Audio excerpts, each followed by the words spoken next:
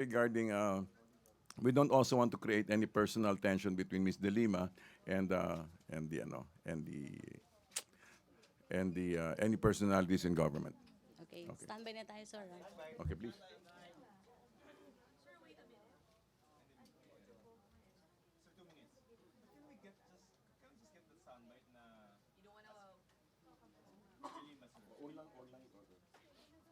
No. Off the record nga.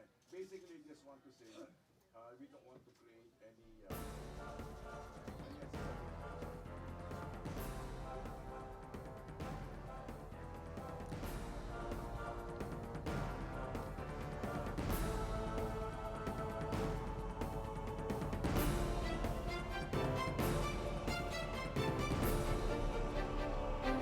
Good afternoon. Welcome po sa press briefing ni Presidential Spokesperson Ernesto Abella. Good afternoon, sir. Good afternoon, yes. Yes, sir. Do you have any statement, sir? All right. This has been a great week, and we look forward to another great week next week. All right. And that's saying the same thing all over again. But anyway, we just like to mention a few things. We don't have too many heavy things on our agenda today, except that we'd like to just mention that one of the interesting things that was taken up is the possible revival of the ROTC, or ROTC. And it's interesting what was mentioned, especially the President's comments regarding ROTC, how it's going to help in the building up of discipline and values, especially in this generation, and how we expect ROTC to be able to help build a sense of patriotism among the next generation. That's about it. And so we'd just like to proceed with the questions, if you have any. Yes, Joseph Morong about ROTC. Sir, just on the ROTC, sir, kailan to for implementation? Pinag-uusapan yung actual but it should be within the Next cycle? next cycle. May follow-up question about ROTC. Other issue? ROTC, Weng de la Fuente, Net 25. Sir, the Makabayan, the Kabataan party list is parang they don't agree with the president statement na gawing mandatory nga po yung ROTC. Kasi we can instill discipline naman daw without reimposing yung the mandatory training for military training ng mga youth. There's a platform is being designed, so the president is open to conversation. Yes. Follow-up question, Ted Tuvera, Tribune. Sir, regarding po sa ROTC, kasi yung concern nga po nung Kabataan Party List at ng mga ibang nag-o-oppose dito ay yung iwasan yung mga abuses. That's right. Halimbawa po nung 2001 nga po may estudyante daw na pinatay sa UST because of that. And then recently may viral video of students, I guess in Mindanao, na pinapahirapan. May mga provisions po ba tayo, sir, to prevent yung mga... Kasama na yun sa kasama sa prosesong pinag-uusapan. Kumbaga, narinig na rin kung bakit may opposition tungkol sa pag-i-impose uli ng ROTC. So, kasama sa pag-uusap yan. But definitely, ang emphasis ng Presidente is how ROTC basically is a platform for helping build a sense of patriotism into the people, into the next generation specifically. Sir, sino po nag-initiate na ito, sir, na muling ibalik yung ROTC? A lot of it is largely his own. Follow-up question, ROTC. No more other issue. Yes, miss. ROTC. Rose, other issue. Rose Novenario. Good afternoon, Secretary. Meron po bang balak ang palasyo mag-declare ng state of emergency sa Albuera, Leyte dahil para nagkakaroon na po ng lawless violence doon? Or magte-take over po ba ang DILG? Dahil po yung mayor, di ba, alam naman nating positive naman siya sangkot dun sa drugs. I don't know if it's necessary to go into a state of emergency. It's not immediately clear, but the conditions that should lead to state of emergency, kasama po ito lahat, ipoproseso po lahat ito. Thank you. follow-up about drugs. Mia, TV5, to be followed by Joseph Moro. Sir, on the bidding process, sir, it was mentioned by the President yesterday that he will be the one to choose or may process pa din yun, sir? Bidding Alam- process? Yes, sir. Alam I ko think po yun, binanggit sir. lang talaga. I think the one that he really made specific, he made a specific reference to was the fact that it's not necessary that if you have the lowest bid, that is the best bid. So, kumbaga, the whole bidding process is not entirely changing the whole bidding process, but simply addressing the fact that just because you submit the lowest bid doesn't necessarily mean that you have the best bid. In other words, he's stressing quality. He's stressing the quality of the bids. He's elevating the whole process of service contracts. Okay, doon muna tayo sa drugs. Joseph Moro. So yung shoot to kill order and shoot on site orders, some are saying maybe it's illegal. Ano yung legal basis for that? It looks effective, pero paano sir yung some more Are you questioning?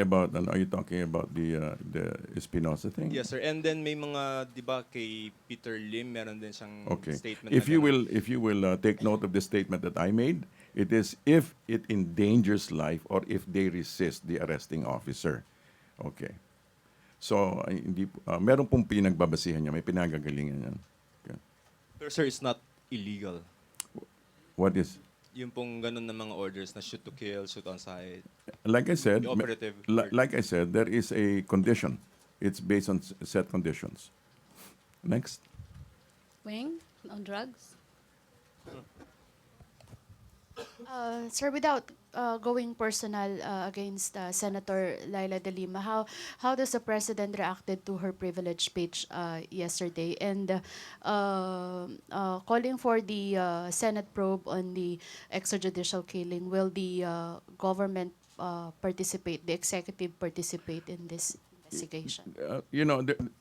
President Duterte has not made any comments regarding Senator De Lima, and basically that is the job of the legislative to be able to exercise their independent authority.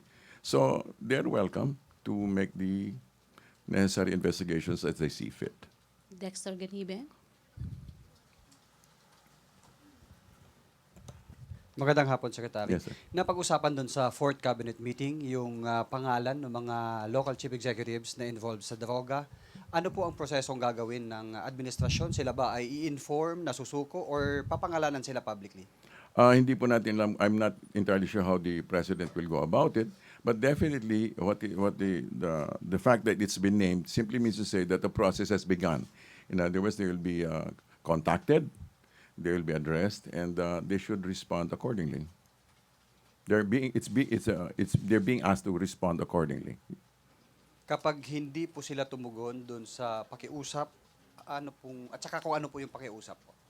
Basically yung katulad nung nangyayari nga na ina-address sila kasi kumbaga parang pinapaalam sa ilang tao na alam na yung kanilang kalagayan.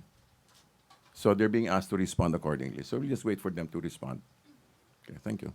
Question on drugs. Tina. Philippine Star. Good afternoon, sir. Yes, sir. Considering na itong mga tao, at least 27 local executives, hindi ba sakop din ng DILG to at least call for their suspension? That's or- part of that's part of the process, okay? That's part of the process. If it will be addressed through the DILG or what, okay? What is clear right now as they were already tagged in the order of battle of the intelligence Well, units what of the is- armed forces and the PNP. No names have actually been mentioned, right? No names have actually been publicly mentioned. We're simply saying that we're calling the attention of certain people who are thought to be in government positions who are engaged in this, that they should respond accordingly. Okay, but nobody has been named publicly. Right? Nobody has been named publicly. On drugs. Ina, on drugs? No. Joseph Morong, then Sir, Mia. if and when the announcement is made, does that mean that those who are named are positively involved in illegal drug trade? It simply means to say that they have been identified as being linked with drug trafficking. And then can they go to the president to surrender? Because mukhang ganun sir yung some of the just names. as long. Well, Yeah. that Well, is it is their call to respond as they see fit. Okay. Just as long as there is a appropriate response from them. Okay.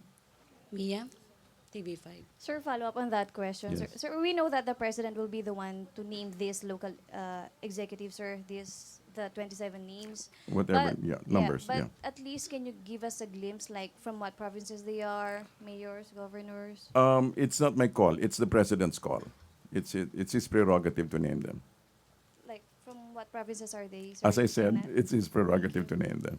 Thank May you. follow up pa about Yes. drugs? Ina, Andolong? Sir, when the CNN? president previously named the generals also Yes. linked to the illegal drug trade, he right then and there ordered the immediate relief of those, at least the active generals. All As right. dito sa local officials, at least if sitting officials will be named, can we expect the DILG to implement a similar sanction If and when, immediately? if and when, the ALG will respond in kind. In other words, an appropriate response from the ALG will be demanded. Dexter Ganibe? Follow up lang, Secretary. Yes. Yung binabanggit nyo na mayroon ng communication doon sa mga local chief executive na napag-usapan doon sa 4th cabinet meeting, nagbigay din ba ang Pangulo ng ultimatum o palugit para sila ay sumuko sa otoridad o magbigay ng kanilang... You're asking for a timeline? Yes, sir. Wala naman timeline na nasabi, except that, syempre, pag na-address ka na, it is expected that you respond promptly. Promptly, yes. Okay, ibang issue na or drugs pa? Weng de la Fuente, Net 25. Sir, kung information pa lang and no official charges against these local officials, hindi ba government is subjecting them to trial by publicity? Hindi po naman siguro, it's not trial by publicity, except that they're simply being called. Their attention is being called. Okay? All right. Di ba parang pag nabanggit ho yung pangalan nila, it's gano'n na lang if they are not charged formally. Parang walang They're actually being given the chance to clear their names. Sir, another on the issue of extrajudicial killings, may international group, human rights organizations calling other international human rights organizations to urge the government to stop violence and extrajudicial killing. May we get your reaction on that? I don't have a personal comment on that, but they're very free. In other words, it's also their prerogative to make their own call. Hindi ho ba somehow worried ang government na magkaroon ng pangit na image ang Pilipinas sa international community because of this extrajudicial killing? The government knows exactly where it stands. Okay, it knows exactly where it stands. It knows its position, and it knows exactly it knows exactly the next moves that it needs to make. The government stands on principle. Thank you. Okay, MPC, move forward na tayo sa drugs. Joseph Morong, sa drugs pa rin. And then Ina Andolong. Sir, move na kailan tayo sa- talaga papangalanan ni Presidente yung... It's his prerogative. Okay. Okay, Ina Andolong. Sir, what exactly is the president doing to make sure that extrajudicial killings are not happening, to make sure that law enforcers are not abusing their authority as they carry out their operations against drug pushers? He is actually in touch with the hierarchy. He's in touch with the hierarchy of authority, and he communicates exactly where he stands. So, in other words, he is ensuring that the process is duly carried out by being personally in touch with those who are in charge. Is he not concerned that all of a sudden police officials or law enforcers are suddenly citing when people are killed during an operation, citing all these reasons specifically na nanlaban? Lahat parang almost every situation or case, ganun po ang nangyayari. Is it not worth looking into as far as Malacañang is concerned? I'm sure he is looking into these matters. He has been made aware, and he is looking into these matters. Follow up. Other issue na tayo. Last, Joseph. So there were reports that some of those who were killed and labeled as drug addicts were not really drug addicts. Some are scholars and all that. Is the President aware of such incidents, and paano yung safeguard natin, sir, na hindi mangyayari yun? like I said, he is aware of these things, and he is in touch with those who are in charge of the process.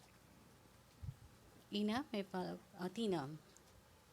Sir, recently, di ba mayroong parang reservist na pumatay sa biker? Tapos merong incident na naka-handcuff na may traffic altercation with HPG.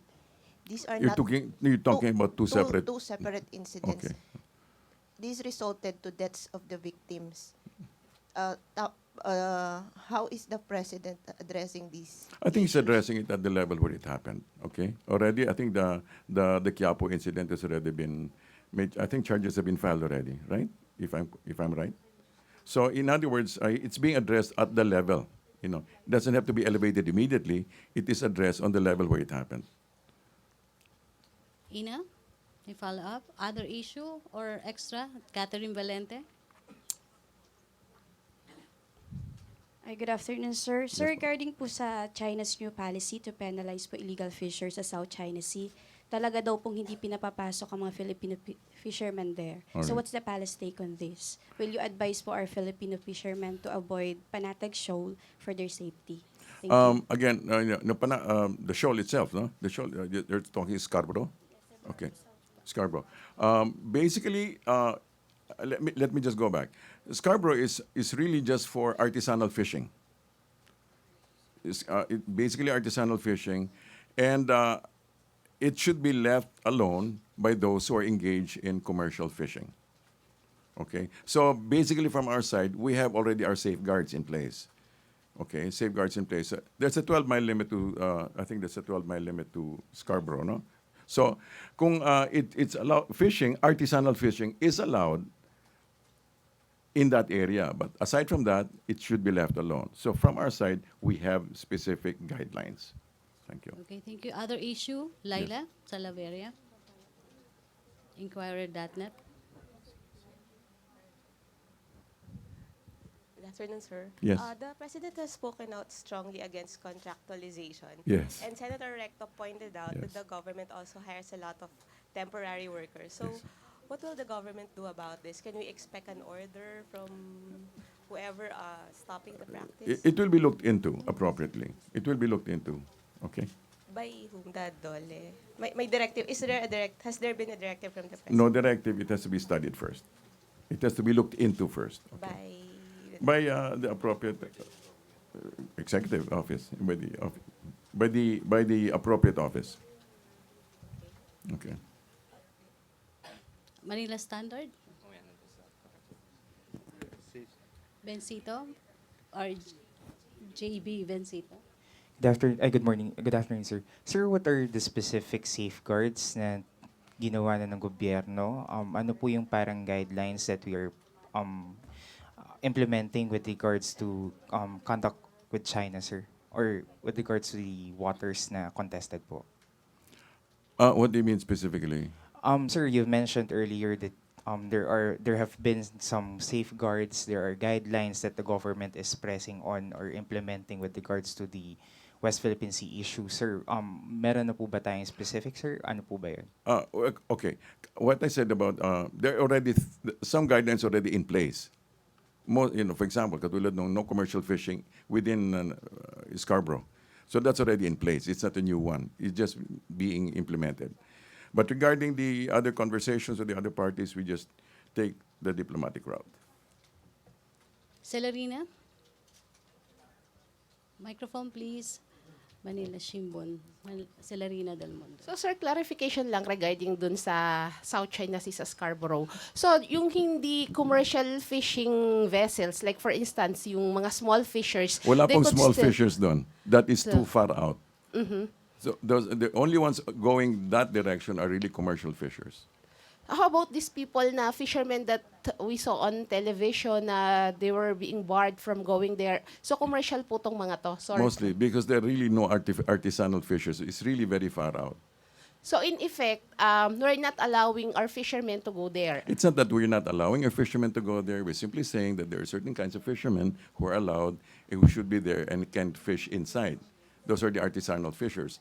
But at that distance, basically, there are hardly, if any at all, artisanal fishers. So meaning, sir, yun yung mga previous fishermen natin na who used to fish there, they could no longer go there. Ang sinasabi ko po lang, okay, I'm saying that technically, the ones who can fish near the area, inside the area are artisanal fishers. Off the area, commercial fishers. Okay, sir, can you take a last question from Joseph Morong about contractualization? Sir, does that mean that yung pronouncement again ni Presidente regarding, ending that practice of contractualization also covers government? We should look into that. We are looking into that. So non-committal whether the government is... From where I'm coming from. Follow-up question about Pia and then Tina. Good afternoon, sir. Sir, just to clarify, the 888 hotline, because nung Monday, the 488s. 911 was launched, but Right. it's not clear if the 8888 was also launched. So can you just clear that up? Is it ready? Have the charge issues been resolved? I don't know if everything has been resolved, but it was officially launched last Monday also, along with 911. May follow-up or other issue? Okay. Sir, on another matter, merong parang series of power interruptions in Luzon. In Luzon, Alright. power interruptions from July 26 to July 31 sa Luzon grid. Okay. Has it been discussed in the cabinet meetings? It was or not discussed in the cabinet meetings. Yeah. And if ever, sir, will you address this in the next press con na lang? Kasi there's also... As it arises, yes. As it arises, it will be discussed. Okay. Okay, Raymond Tinasa, other follow-up or other issue? Sir, how can we get a sense of parang confidence from the CPP, NPA, NDF, and the President himself that these peace talks would actually push through, considering I think some fires are shots, especially from the President especially coming from Joma Season, calling the President Butangero and other personal name callings. And vice versa also the President calling Joma Season na hindi dapat pagkatiwalaan dahil hindi nga sila nakapagpapanalo. So how can we tame this exchange of words? Well, basically, we need to go, as you noticed probably, the intention of the President is final and lasting peace. So he's willing to go beyond beyond the word exchange.